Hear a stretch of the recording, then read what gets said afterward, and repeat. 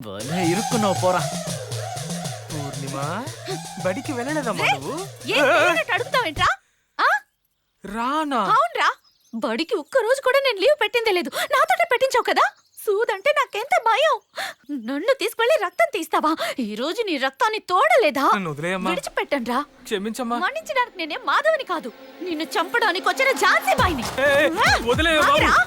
నన్ను అరే, ఎత్తుకు రావడానికి ముందు చెప్పేది ఆలోచించాలిరా. వద్దు వద్దు. రేయ్! చెప్తుంది. ఆగరా.